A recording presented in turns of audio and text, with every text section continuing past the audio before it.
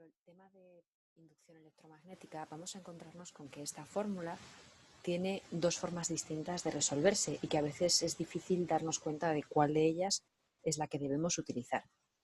Si recordamos, esta fórmula sería menos d por b por s por el coseno del ángulo entre diferencial de tiempo.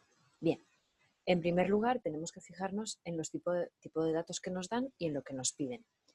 La opción 1 es que nos digan, por ejemplo, que el campo magnético varía en función del tiempo, con una fórmula del tipo 3t² teslas, o que el coseno del ángulo pues varía, bueno, lo del coseno es más raro. No, sí que ocurre.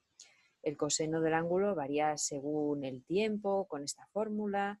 La superficie es rarísimo que varíe, creo que no lo he visto nunca, pero bueno, si varía la superficie en función del tiempo, pues nos diría que la superficie es 2 veces t al cubo, es una cosa rarísima, esto creo que nunca lo he visto, pero bueno, imaginaos que nos lo encontramos.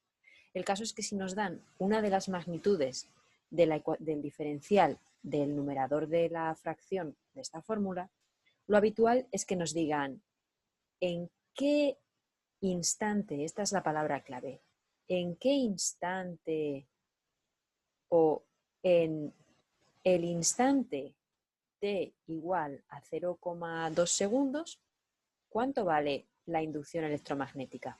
Aquí se están refiriendo a que en la línea temporal, si esto es 0, en esta línea temporal que avanza, en este momento concreto, ¿cuánto vale E? O en este momento concreto, ¿cuánto vale E?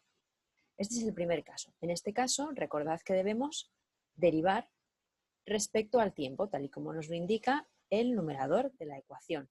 Y podemos derivar respecto al tiempo porque al menos una de las tres variables que entra en esta parte de la ecuación está referida al tiempo, de una manera o de otra. Y son derivadas muy sencillitas, habitualmente pues de tipo potencial, de tipo de potencia, o de tipo trigonométrico con el coseno, que todo el mundo sabe que es la derivada, el menos seno. Este es el primer caso.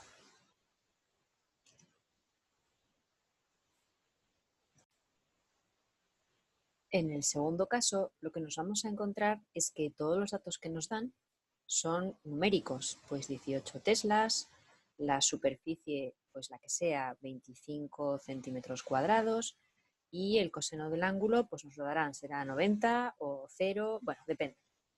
El caso es que aquí lo que nos van a decir como dato es que, atención, esto es muy importante, entre los instantes t igual a 0 y t igual a 1, se produce una variación de una de estas tres variables, o el campo magnético, o la superficie, o el ángulo.